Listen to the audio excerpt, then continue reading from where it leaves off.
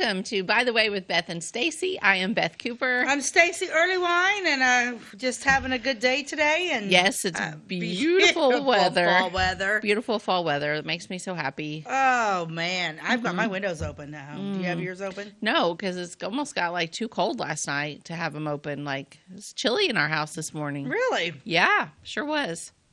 Well, it's always chilly in our house upstairs because I got my air conditioner on because of my hot flashes. But the rest of the house, boy, there's nothing like having your house opened up. I love having that breeze go through the house. So, what else is going on right now? I was just watching a video of Bailey Zimmerman. Yes, he's doing great. On the VMAs or whatever they call video. I've lost touch with all the award shows. Video music I don't watch awards, them anymore, but I watch because I never know when anything's on. I watch the same. A lot of times I get mad anymore. Yeah, and I just watching him jump around. I like to see the performances. I don't need to hear everybody's political commentary. I don't want to hear me either. That's why I just kind of. You're here to entertain. You're not here to be telling me what to do. I don't want your opinion. Yeah. Brent, I just follow Brent. I follow Bailey, and then I just go where Brent's at because Brent's going to post it so that I can enjoy Bailey's success and I can enjoy Bailey's on TV and all that stuff without having to listen to everybody else. He's a good kid. Yes, he is. He's a good kid. I saw him. Jim and I were at the diner. Oh gosh, a few weeks ago, and he was home, and him and his dad came in about the same time I was talking to his dad, and my friend Paula Cooper Romero is obsessed. She loves Bailey. Oh, really? They're concert freaks. So right, she loves concerts. She's a concert freak, so she loves concerts. So did you get his autograph for Paula? I did not. No, I didn't do that. I should have. I didn't even think because I don't think about that. You should have taken a selfie with him and then sent it to her. Yeah, that'd get her. I did. I did send that to her. I'm like, Bailey. And I said I would normally. I said, but I have a friend that's 58 years old that is obsessed with you. And I look terrible because Jim and I just came off from cleaning up the camper. So my hair's awful. I'm looking for. So Bailey comes over there and sits down, and Bailey and I take a seat, and I send it to Paula. And she's like, "Come." I know her otherwise because I wouldn't bother the boy. I'm not that type of person. But I didn't even think about. I still don't think about that stuff. I don't think about. I should have got her an autograph. But what I should have done is when he was because she was like, "Oh my God, what's he eating?" And I'm like, "You're such a freak." Oh my gosh, chocolate milk and a bowl of soup. And anyway, I was cracking up. What I should have done is we left before they did. So Jim and I were having a conversation with him and his dad. And then I should have said, I'm going to steal that spoon. Yeah. She needs some of your DNA, Bailey. Give me a lock of hair. But I did. I wasn't even thinking. I was just like, hey, kid, get over here. That's literally what I said. I said, I look like crap, kid, but get over here and take a picture. I'm going to send it to Paula so she can be jealous. Of course, he plopped right down. He's a good kid. He's a good kid. Yeah. And somebody asked me, Jim and I are friends with Brent and Monica, and somebody asked me the other day, they said, do you think that all this fame and fortune will change him? I said, I don't think it will. I don't think it will. I don't think it will. I said, the boy's got strong Clay County roots, and he comes from a good family that's kept him, No, I said, no, I don't think he comes to town and just goes around town and, Yeah. And speaking of Brent and Monica, they never age. They are so darn cute. Like, that Monica is just so nice and pretty. And, like, she looks the same as when I first met her 30 years ago. Monica, you look great. She's one of the sweetest people you'll ever come across. Jim and Brent have always been very good friends. And like kind of like a man's accountability, Christian accountability. They talk back and forth and that type of thing. But Monica, you won't find a nicer person than Monica Bailey. Yeah, she's great. She's literally as sweet as pie. Yeah, like, get over here, kid. We're at the diner. Like, get over here, kid. Take a picture with me so I can send it to Paula. Yeah, it's the worst picture I think I've ever. Because I'm like, shoot. He just, I think I got my. I don't remember how it was, but it's not my greatest moment. That's for sure. Well, you need to get your song written that you said in the last episode that you were going to write about the feeling of fall. And then hang out at the diner until he comes back around. I'll just pass it off. I'll just call his dad. Yeah, there you go. That'll work. Yeah, I'll just call because I love his dad. His dad's a great guy, and so like we're coming in, and Jim's already there, and so we come sit down, and Bailey goes sit in the corner. His dad sits down, sits down by me, and says, "Jim, I'm sitting by your beautiful wife," and I'm like, "Really?" I said, "I probably We've been camping all week, and I probably smell like campfire. I look terrible, and I probably stink. But I like you. Good family, good stock. Yeah. But anyway, so weekend, cemetery tour weekend, and we got a little bit of practicing going Thursday night. Yeah, first of there, Jessica put Saturday.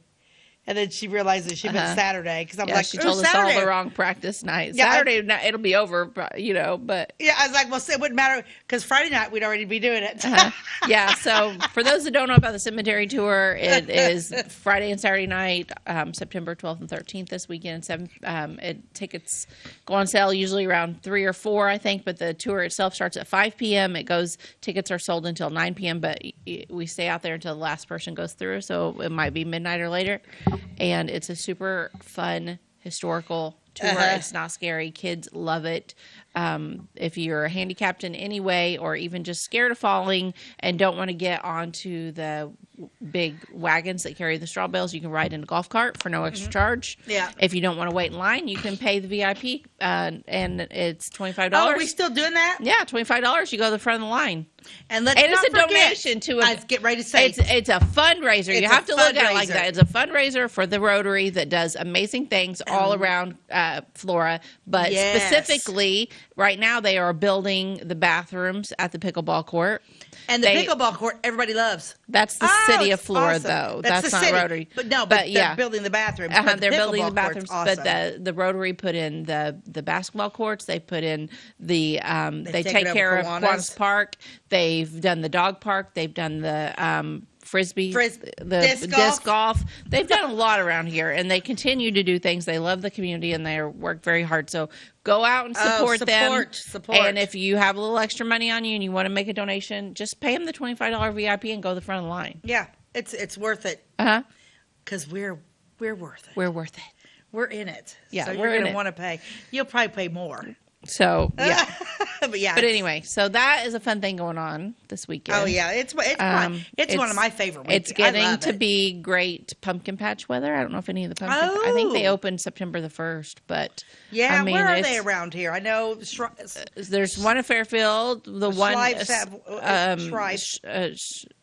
we're saying that wrong. Strifes. I was like, wait, why am I missing the cheese? Strife pumpkin patch here in Flora. Yeah, which is nice. It's neat. Yeah. And is there still one in Greenup? Maybe there's one in Arthur. Is it Arthur that has a really great one? So what do people do when they go to pumpkin patches? Because pumpkin patches came after my children were bigger.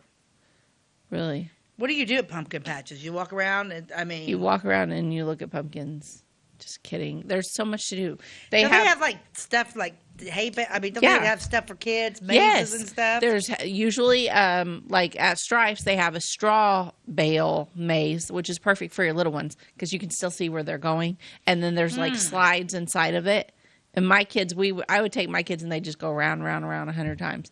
Then there's also a corn maze, which you don't, unless you have older kids, you don't send them in there alone. Yeah, I'm not going to a corn maze. Oh, it's fun. You should do it.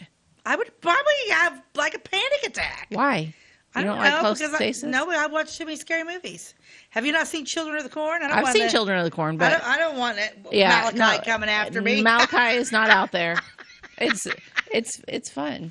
And then there's like at Stripes they usually have an ostrich out there the kids can look at. Then there's like pumpkins and all kinds of things. But then there's other pumpkin patches like the Shreve Pumpkin Patch. I haven't been there in years. That one used to be our favorite at Fairfield. They had a bookstore. Like that you could go in and sold all kinds of really cool kids fall books. Then they had like pedal tractors that kids could ride around. There's all kinds of cute little places where you can put your face in, take pictures, and they had fresh cider and desserts. Oh, so fun. And then like the one at Olney, which I think closed down, but I loved the one at Olney. I can't remember the name of it, something raccoon or something. Does that sound right? They had like an indoor area where you could have your kids play on different equipment, but then they also had this big old pile of corn that they could dig through. And it was like you're playing in sand, like sand castles, but it's corn. Really? That was fun. Then they had all kinds of love a needle in a live haystack. animals. Does anybody do that anymore? Yeah, I don't know. I love a needle in a haystack. Yeah, I don't know. used to do that at like Red Hill Days, and there was always this big old pile of hay. That's fun. Oh, I loved it when we were little. My uncle Buffy and I would go. My uncle Don would take us, and oh man, I loved. And they always have like little fun things like that. Well, every pumpkin patch kind of has its own little flavor and their own little thing, and they're all set up different. There's no two the same. That's why it's fun to go to more than one. You should take the kids. You'd have a good time. Yeah. Are they open on Mondays? That's when we have JoJo. Strifes isn't. It's just a lot of stuff isn't open on Monday. Jim and I still want to take the kids to KZ and see all the big stuff. But something was on fire this weekend at KZ. I thought it was so funny. What was that? I don't know what it was, but the headline was big fire at KZ. And I was thinking, and I was like, everything's big at KZ. Everything's big. I'm like, I hope it's not the big pencil. No, I don't know what it was. It's some building, I can't remember, but it looked gnarly. Yeah. So anyway, that was too bad, but yeah, this is shaping up to be fun fall time. Yeah, because this weekend is Shadows. What's next? Next weekend is Ford Town. Ooh, and I'm doing the chili cook-off again. Yes. I'm winning it this year. Good. Because I'm cooking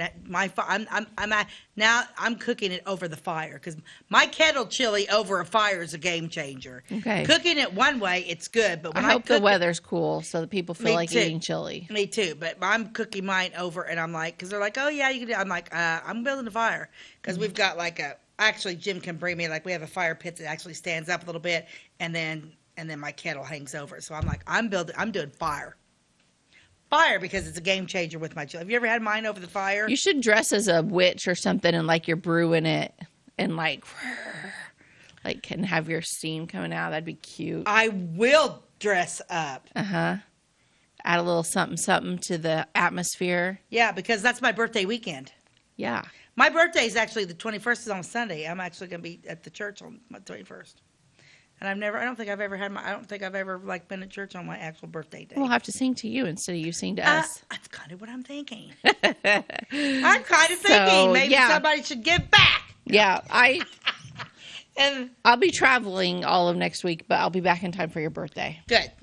And then the next week after that is Apple Knocker. And Apple Knocker is still at the elementary. As far as I know. Yeah. Apple Knocker, for those that don't know, that's a fun festival. It's just a one-day thing. It's kind of the morning, early afternoon. It's in the parking lot at the Flora Grade School. And they have all kinds of booths set up for kids to do fun activities. There's usually tumbling that do some performances, and like guys on stilts, and some clowns making balloon men and animals. And I don't know. It's fun. And there's good food. Oh, yeah. It's a fundraiser for the academic foundation. Fundraisers. We got to support our stuff. Otherwise, got to support those people that do good things in the community. That's right. So that we continue to have a good community. Beth and I are going to be coming around and selling ads for our children's Christmas play. Which is coming right up. Which we got to do. We got to get on that too. Okay, so this is an interesting ad. Okay. Now, when I put this up, put this picture up. Okay. Now, what would you think she's advertising? Herself. She's actually advertising. It's a cigarette ad. Oh. Yeah, it's crazy. So this is a vintage ad, and it's like. Is she even smoking? No, but look at her outfit. Man, they learned early. Sex sells. Exactly. Sex sells. Desirable women, rugged men, and suggestive slogans have all been a part of this advertisement for more than a century. And this collection of vintage cigarette ads reveals some of the ways tobacco companies use sexual themes and risque imagery to sell cigarettes. The tobacco industry began using such tactics in the 1880s when they began printing pictures of women in costumes on the piece of cardstock used to hold the shape of the cigarette pack. Yeah, kind of like it was like a precursor to baseball cards. Yeah. So before baseball cards, this is what they did. Cigarette girls. Well, I mean, she's got a great body. She's not really all that pretty. I mean, maybe it's just a bad picture, but I mean. Duke cigarettes are the best. W. Duke, Sons and Company. But yeah, I'd kill to have that little chair she's sitting on. Yeah, I was kind of digging her socks. The socks and the bow. I mean, I'm like, are you kidding me right now? I had no idea. So before there were baseball cards, there were cigarette ads with scantily clothed women. Yeah, because those are socks. Because I imagine that's her bare legs. I think it's her bare leg too, which was scandalous at the time because those should be covered. This is like the 1800s. Who knew? Yeah. Yeah, I came across that and was like, you're kidding me. Yeah. Looks like she's got little ballet shoes on. I don't know. I was like, loved it. Mm-hmm. Yeah, I thought that was awesome. Very interesting. Good one, Stacey. I thought so. Good and I'm like, job. That is cool. Mm-hmm. But we're going to take a commercial break, and we're going to come back, and you've got some stories for us? Yeah, I've got a little mishmash of a whole bunch of different fun things we're going to talk about. We'll be right back. This is Christy, inviting you to wrap yourself in lasting luxury at Carnaby Square. We specialize in one-on-one customer service, high quality, head-turning, on-trend fashions, footwear, accessories, and a complete line of Brighton leather goods and jewelry. If you want to nix fast fashion and invest in a true-to-size, ethically manufactured wardrobe that you'll wear for years, it's time to treat yourself at Carnaby Square in downtown Fairfield. Briscoe Surplus Sales on the northeast edge of Flora is your one-stop do-it-all shop. Looking for rugged boots and footwear from great brands like Lacrosse, Rocky, and Carolina? They're there. How about top-notch small engine parts and service? Briscoe Surplus Sales has it. Whether you're wiring your switches or switching your wiring, Briscoe Surplus Sales has the solution and the know-how to help you get the job done right the first time. Briscoe Surplus Sales, your one-stop do-it-all shop. We like technology at Flora Savings Bank. Here's what you can accomplish in our mobile banking app in less than 30 seconds. See account balances in your transactions, set up an account alert, make a transfer between accounts, get an alert text message about your transfer, pay a bill, turn your debit card off and then back on. It all happens in the palm of your hand with our free My Bank to Go app. Search My Bank to Go in the App Store or Google Play and give mobile banking a try. Flora Savings Bank, member FDIC and equal housing lender. Welcome back to By the Way with Beth and Stacey. So today's episode is just a few fun little stories that I found with the help of Don Thomas. Thank you, Don. He had some things set aside for me that I hadn't covered that he thought would be good. And boy, howdy, there's some fun things here. But there's some short underneath there. This is what? This is a cookbook that you probably have. This is called Roots to Good Cooking. This was put out by the Clay County Genealogical Society. Rena Lentz Thomas is the one that put it together. I got a copy of this when I got married in 1999. That's your book? That's no, so cool. This is Don's book. I couldn't find my copy, but he had his sitting there. And oh my gosh. Yeah, Roots to Good Cooking. I'm not going to do the whole episode on this. I'm just going to use this to pull from. This is from 1991. The recipes were furnished by the society members, compiled by Rena Thomas, and this thing, I mean, it is chock full of good information. Like actual good, really good. Like there's some like how to make hominy, how to make lye soap, like some of the old things. Fun. English plum pudding, cured meat, pigeon pie. Oh, here's one this one I'll go over. You lost me on pigeon pie. I think some of these are a little bit of a joke. I'm going to read you this one before I get started on my other story. I'm sorry, I threw you way off track. I don't care. I'll go backwards. Okay, I was going to end with this, but I'll start with it. This is a fun recipe for elephant stew. Have you ever had elephant stew? I have not. This is the recipe. Be sure to get your pen and paper ready to write this down. Here I go. First, you need one elephant, medium sized.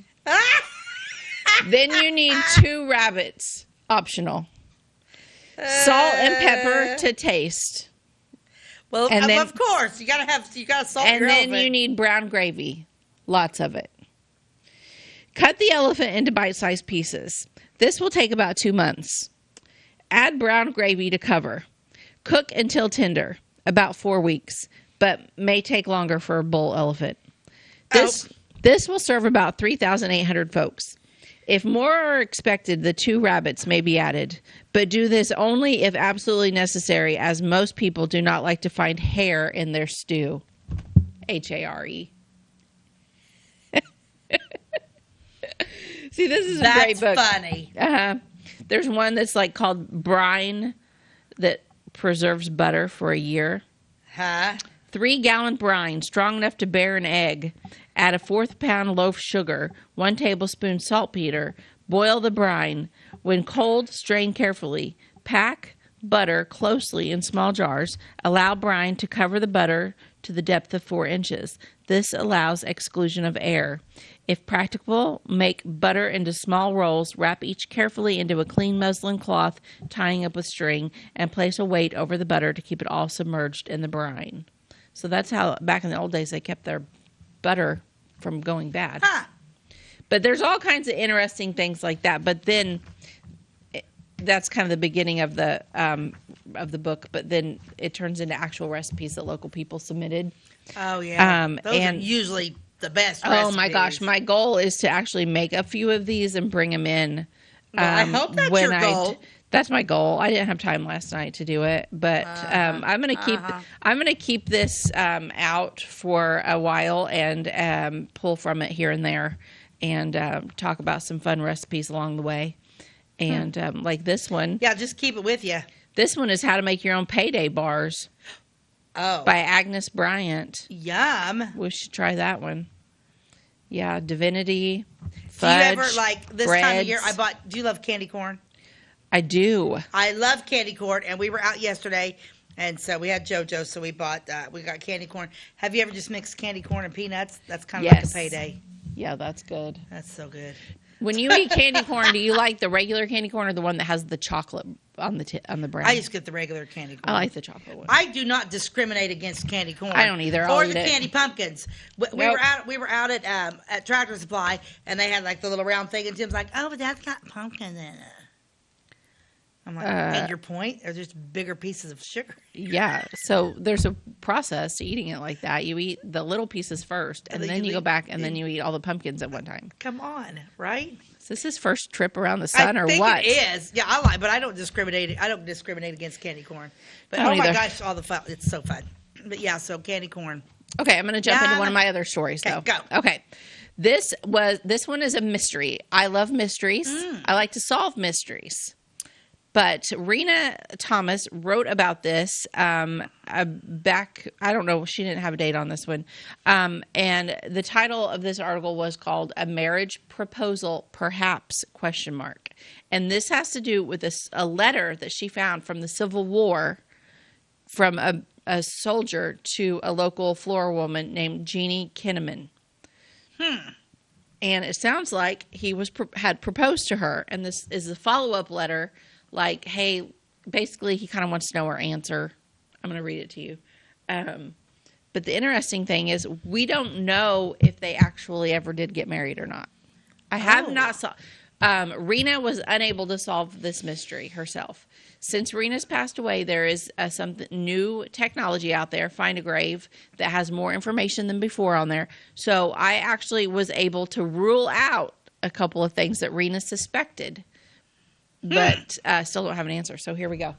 This is Rena's words. Civil War items have always held a special interest to me, so this will account for the article to follow. I tried to do some research on the people from this letter that came my way recently, but was not very successful. One thing I am certain of, though, is that the letter pertains to Clay County, Illinois, and was very important to some Civil War soldier with the 98th Regiment. Since the writer only gave his first name, it was almost impossible to trace. The young lady's name could be transcribed in various ways, but I believe it to be Miss Jeannie Kinnaman. Whatever the name, I found the letter, which is over 140 years old, to be very interesting. I could not find anyone in the 1860 or 1870 Clay County, Illinois census listed by that name, however. She's looking for Jeannie Kinnaman. There's not any on the census.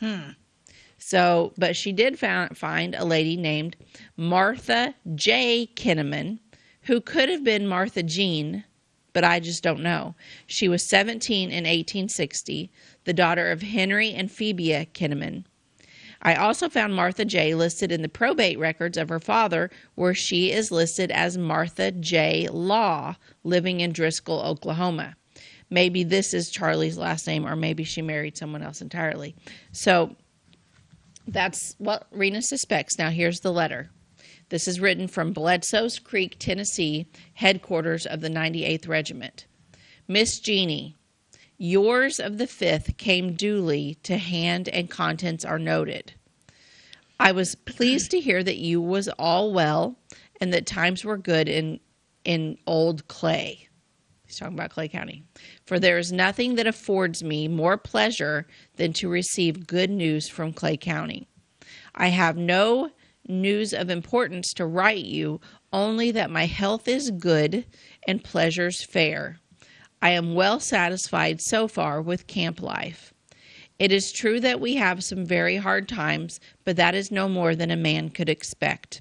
We have not went into winter quarters yet and are still traveling on after Morgan, who's in quotations. Is that the General Morgan? I don't know enough about Civil War to know that. After Morgan, or maybe it was a battle. And we will keep moving all winter, and therefore it will be impossible for me to come home this winter on that account, for it is impossible for me to leave the regiment while we are moving. But I hope you will have a pleasant time during Christmas and New Year's, and I will try and spend the 4th of July with you all if I am spared during this rebellion. The proposition I made to you in my last letter, you thought you would have to study on it until your next letter, which I hope will be favorable on my part. So I presume I will get an answer in your next letter. I want you to have plenty of time to make up your mind, for when you answer, I want your mind and nothing but the truth. For I am sincere in all I say, and I hope you will be the same. Let it be good or bad, let it come and keep nothing back. If my proposition does not suit you, all you have to do is say so, and then I am satisfied, and we will be forever friends, if not lovers. And if they suit you, it will be all the better on my part. But satisfy yourself, and I will have to stand it. Hoping to hear from you soon, I remain yours truly, Charlie. Huh. Oh, I like Charlie. I like Charlie too. What a beautiful letter. You know, he wants her to be truthful. He wants, just lay it on me, basically. He's saying, like, hold nothing back. You know what I asked you in your last letter. I know you're thinking on it. Get back to me, but I want you to be truthful. And if it doesn't suit you, then say so. And I am satisfied we will be forever friends, if not lovers. Okay, so that was Charlie. So who is Miss Jeannie Kinnaman of Flora, Illinois, that this was directed to? Well, I did what Rena did, and I scoured Ancestry. I scoured Find a Grave. I spent hours searching for Miss Jeannie Kinnaman, and there are some Jeannie Kinnamans in the United States that were buried. There was only a couple that would have been in this, that would have been around this age during the Civil War, and they weren't her. They weren't her. Huh. So I can't find her. I'm starting to suspect that maybe they called her Jeannie, but her name was something else. So, Right. So Rena's idea was that it's possible it was this Martha J. Kinnaman, who was from Flora, who had a middle initial J. Well, I found Martha J. Kinnaman. Martha J. Kinnaman. Her name was Martha Jane Kinnaman, not Jean, like Rena suspected. So this is Jane. So I think they would have called her Janie if, Right. And maybe it is Janie, and she misread, because this has been typed out. I don't have the actual letter. If the writing was bad and Rena thought it said Jeannie, but it said Janie, it's True. possible it could have been Martha Jane. And is that Kinnaman? Is that buried, or is that person buried in at Elmwood, or where are they at? No, they're actually buried in St. Louis. She lived to be 70 years old. Is Kinnaman K-I or K-E? K-I-N-N-A-M-A-N. Kinnaman. But Rena actually has it misspelled as well and has it Kinnamon. There aren't any of those, so I'm sure it was supposed to be an at the end. But so is it a Janie instead of a Jeannie? And if it is, Janie did not marry Charlie. Oh, she married somebody. Yeah, she married somebody named David Miller in 1839, which doesn't make sense time-wise, even if it was Janie, because we're talking 1860, in the early 1860s. So this, that doesn't make sense either. This Janie was born in 1843. Oh, her husband was born in 1839, not married in 18. Sorry, that was my mistake. So yeah, it could have been Janie, but she didn't marry Charlie. She married David, and then I think she might have went on later. She married David Miller in 1861. They had 9 children. Google what year the Civil War started, please. We need to go to a commercial break, and then he can. We'll figure this out. We'll be right back. At Clay County Hospital, we are dedicated to providing quality care for you and your family. Our skilled medical team is committed to your well-being, ensuring that you receive the personalized attention you deserve. From filling your prescriptions at our state-of-the-art pharmacy to a visit with our compassionate behavioral health providers, we're here to support you every step of the way in your journey. Experience the difference at Clay County Hospital, where your health is our priority. Clay County Hospital, complete care, start to finish. Tomorrow. Some fear the uncertainty it brings. Some trust the promise it holds. At Grinnell Mutual, we are always looking forward to tomorrow, growing and innovating. So even if the plans you have for the future aren't the same as the plans that the future holds for you, you can be ready. Because we'll be ready, like we have been for over 100 years. Trust in that. Trust in tomorrow. Talk to your mutual agent today. Your local agent is on the square. Louisville, Clay County Farmers Mutual Insurance. At Clay City Banking Company, we're all on the same team, regardless of zip code.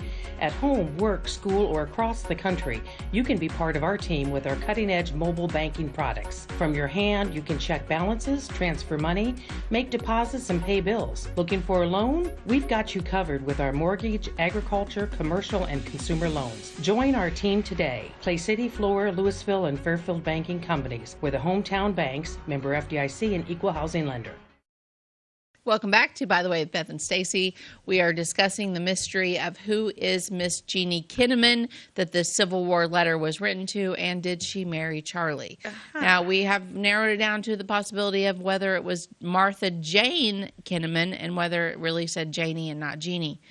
I do not think it was Janie. I really don't. And the reason is she married David Miller in 1861. That's the same year the Civil War started. So she wouldn't have been writing to somebody named Charlie and getting a marriage proposal during the Civil War because she was already married at the beginning of the Civil War. No. And she went on to have 9 children. So they were apparently very happily married, and she was busy having babies.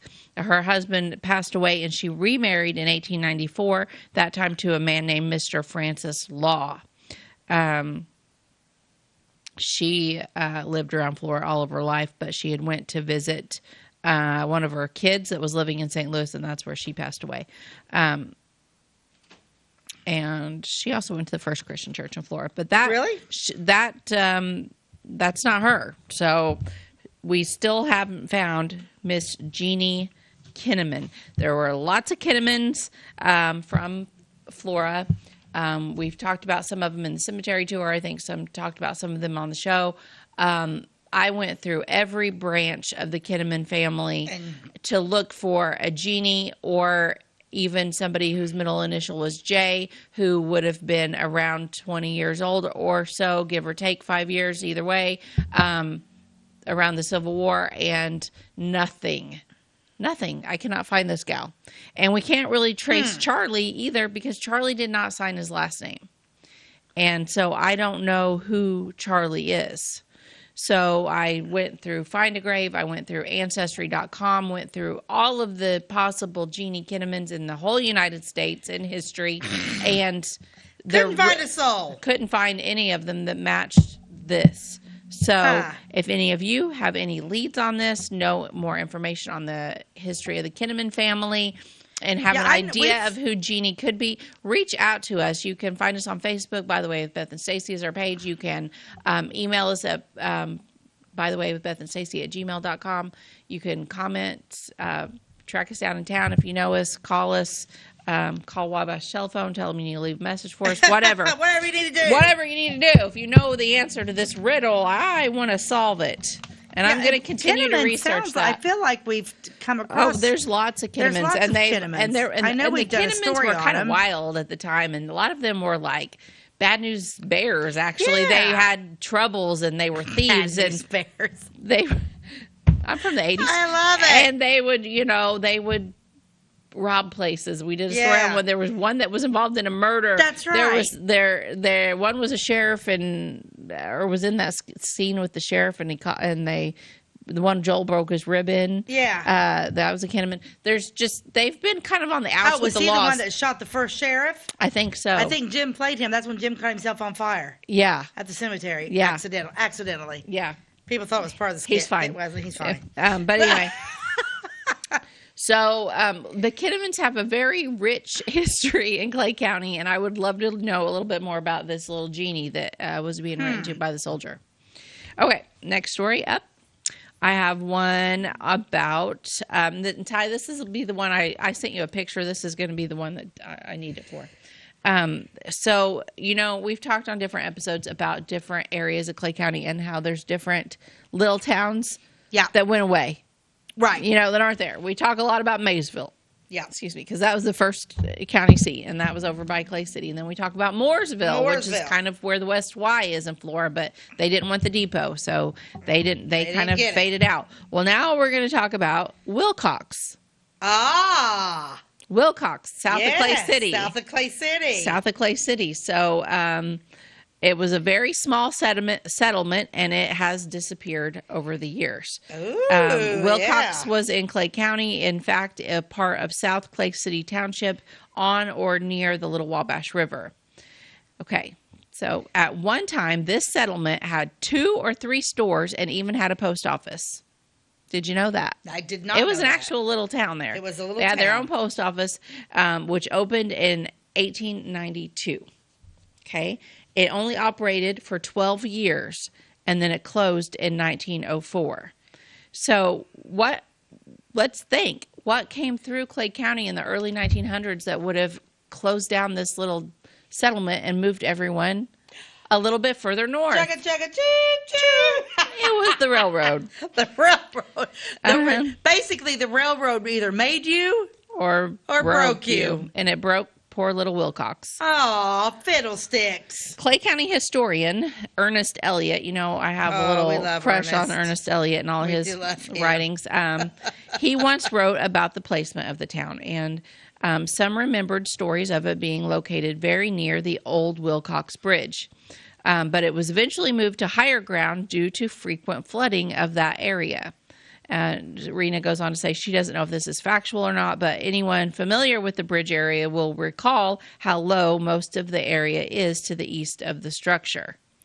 The best I can determine, the settlement of Wilcox was named in honor of Enoch Wilcox. He was an early pioneer in the area. And from old county records, we find Enoch among grand jurors appointed in the March term for 1825 for the First Circuit Court in the county. We also find Mr. Wilcox, or what they called Squire Wilcox, in the capacity of Justice of the Peace in June of 1825. So when you think about Wilcox Bridge and you think about this whole area south of Clay City, the man that started it all was a squire. A judge. Doesn't that sound like hoity-toity? And then you go to Wilcox Bridge, and it's, no offense to anyone that still lives there, but it's not really a place I would describe as hoity-toity. No. It's just down-to-earth, nice people. But Squire Wilcox sounds a little fancy. He became Squire Wilcox when he performed a marriage ceremony to unite Seth Evans and Brittany Congo. And later in December of that year married Levi Jordan and Ann Conger. So the name Seth Evans should ring a bell because we've discussed him. He's one of the very first settlers after Macaulay became Seth Evans. And in fact, Macaulay gets the title, but Seth could have been here anyway. He could have been here too. It was all very close. Yeah. Because, that was 1825, so that's pretty darn early. Later in the 1831 term of the Clay County Circuit Court, we find mention of the bridge itself. And it read, this is a quote, ordered that Hugh McDaniel be appointed supervisor for the road district number 4, beginning at Maysville by Wilcox Bridge to Fox Prairie, including all of the lands east of the Little Wabash, which are not included in district number 2, end quote. So many references to the Wilcox Bridge were found in very early records. These small towns or settlements existed out of the need for the early pioneers to have a home base for supplies, but also to help establish a rule of government, so to speak. Since travel was difficult at best, these small settlements were numerous, and as travel and road conditions improved over the years, many, such as Wilcox, were cast aside in favor of larger towns, which could now be visited more easily. As for the Wilcox Bridge, which I have heard about all of my life, this is, excuse me, Rena's words. It was torn down late 1990s, around the year 2000, and replaced by a modern low concrete structure. We have a picture of the bridge. Oh, yeah. Let me pull this up, tell you who this is, because I just Googled a picture of the Wilcox Bridge, and this one came up. So these are local people. Mm-hmm. This was posted by Linda Fry on Facebook, and it tagged Thelma Sharp Fry in it. And Linda writes, "Mom and Dad at the old Wilcox Bridge." So I'm sorry, I don't know our mom and dad's names, but this is the old Wilcox Bridge. This was torn down around the year 2000. Now, do you remember going to this bridge? Oh yeah. And did you also party at this bridge? Well, do you really want me to answer that question? Yes, you're on the stand. No, let's not answer it. I don't want to answer it either. That. Yeah, let's not answer that. But let's just say there were a lot of parties at this bridge, and lots of parties. I know that from a friend. No. Miss Goody Two Shoes. No, the truth is we all used to go to this bridge, and there was underage drinking, and there was a lot of four-wheeler riding and a lot of shenanigans. A lot of shenanigans happened at this bridge over the years, and it was fun. I mean, we weren't hurting anyone. Oh, yeah. No one got hurt, and it was just... It's all good. It was the 90s, you know? It was the 80s. There was no Facebook. There was no YouTube. There was no one walking around recording anything. No, thank God these things didn't exist. No, there was no proof of anything that actually happened there, but it was a good time. No kidding. So that was kind of a fun place for the youth in Clay County. It's no longer there. Of course, there is still a bridge, but it's just not that one. It's just basically a concrete bridge across. But so that is the old Wilcox Bridge, and that is the story of it. Is it time for another commercial break? Yes, it is. Okay, we'll take a break. 1 minute away. We'll be right back. Since 2004, Ed Lewis Trucking has been moving America forward. Family-owned and built on values that matter. Reliability, hard work, and service you can count on. From dry van freight to dump and hopper bottoms, plus top-tier truck maintenance in their state-of-the-art shop that's open to all truckers, not just their own fleet. They're growing stronger, expanding with their recent acquisition of McKinney Trucking, but never losing sight of what drives them. It's Ed Lewis Trucking, family-driven, service-proven. Call Ed Lewis Trucking at 618-686-3555. My name is Robin Stanford. I own Stanford Marketing. It's a promotional products business along with an embroidery business. And we do custom hats, t-shirts, anything, you name it, we can make it. People like that we do stuff in-house and we can actually make things here and that we're not contracting the work out to other places. We never say no. We always try to find a way to do it. If anybody can do it, we can do it. We are hardworking women, that is for sure. Come to Stanford Marketing in Flora for all your custom and promotional needs. Give me a order of lumber. doors, paint, windows, electrical, plumbing, and much more. Oh, yeah. Give me all your guns, too. John Lucas. What? You better be dreaming about all the stuff we sell here at Zink Building Center. Oh, I would. Zink Building Center in Louisville on Route 45. It's a cool place. Welcome back to, by the way, with Beth and Stacey. So we're trying to find you a picture of this Enoch Wilcox that founded it. There's not one buried in Clay County. So there's whatever. a ton of Enoch Wilcoxes in the world, but not. Yeah. So this one was. Let's see. This one was born in 1824, so it couldn't have been him because he was marrying people by 1825. This is weird. I found an Enoch Wilcox in Riverbend Cemetery in Rhode Island. His middle name is Hazard. Oh, that's funny. Yeah, I can't believe we can't find any here. Yeah, so this one could possibly be him. He was born in 1791, and he died. Nope, this one couldn't be him either. He died in 1862, which I guess, yeah, that one could be him. He was 71. He's buried in Michigan. Oh, you think that's maybe? Yeah, he married a Martha Wilcox. Did I ever say his wife's name? I don't think I did. I don't think you did. You didn't mention his wife. But what's interesting is there no trace of them in Clay County other than that bridge still being named. The Wilcox Bridge. None of his children buried here, nothing. I find that strange. They just up and moved away. You get a bridge named after you, you'd think you'd have some sort of... Not Enoch. He was like, we're out. Peace out. We're out of here. We're done, Clay County. Yep, they left. They left and left no trace other than his name and marriage ceremonies that he performed. Huh. So, anyway, that's a little bit of a mystery, too. Today These are mysteries. Of mysteries. No pictures of Enoch. Huh. Okay. Nope, I didn't find anything either. I'm over here just to put my little fingers to the test here, and I found nothing. Like I said, you're usually better at all that stuff than I am. She's a lot quicker than I am on the old. I'm going to save this other story for another day. Is this our last segment? Yep. I'm going to go through some of these. Yeah. I'm going to go through some recipes. Save a story. And I kind of like this stuff at the beginning that is like. That weird Oh, this ought to be good. Oh, what is it? This is how to choose game. Okay, I don't hunt and I don't eat game, but if I was hungry, I sure would. If my freezer was empty and there was, not any meat around, I'd be like... I probably would do that. I mean, Jason does that. I mean, he could do it for me, but if he wasn't here, I would even do it myself because I don't like to be hungry. Okay, this is called How to Choose Game. Okay. Venison, when young, will have the fat clear and bright. This ought to be of considerable thickness. With regard to venison, which is not an everyday article of diet, okay, so don't eat deer every day.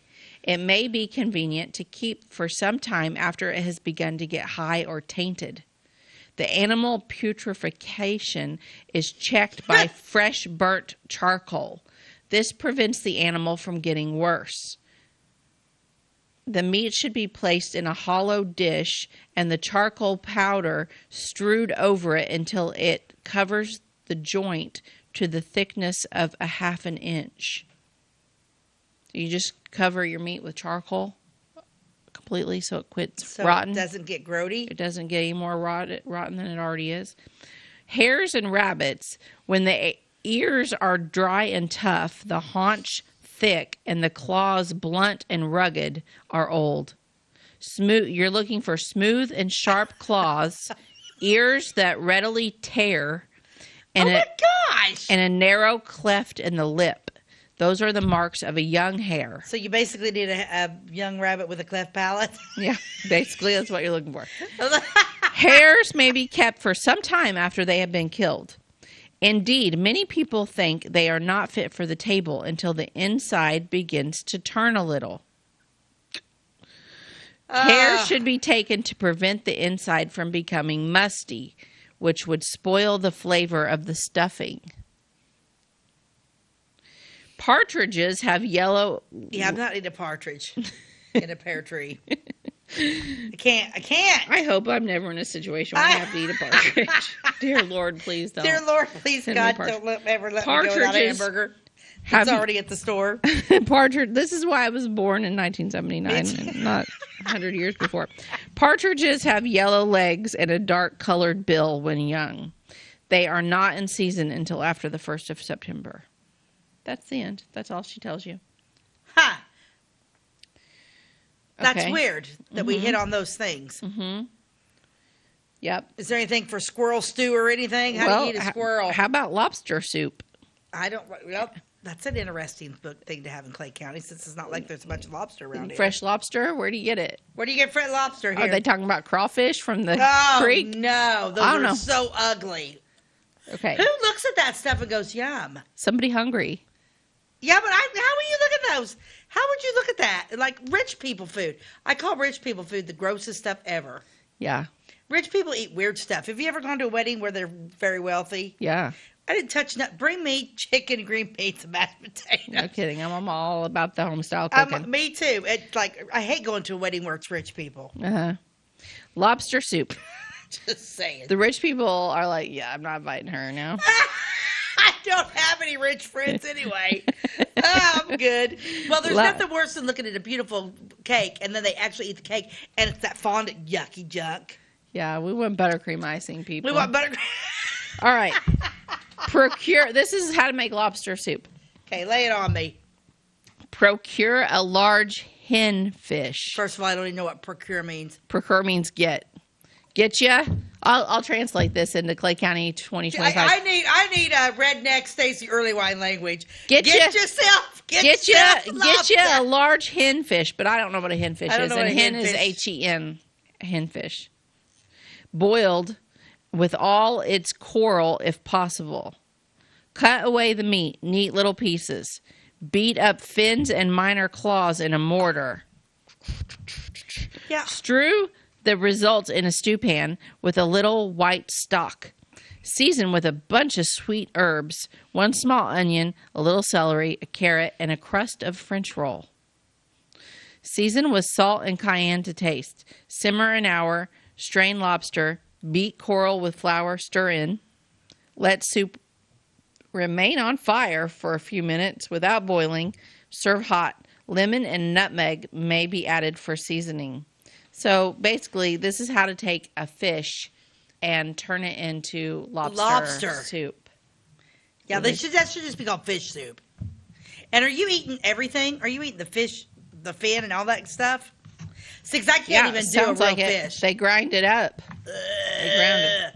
I cannot stand. Have you ever gone somewhere and then like you order? I don't ever order fish because I'm not a fish person. I order fish. I love fish. The only fish I like is when Jim's dad catches little bluegills and crappie and he fries them up and they're so good.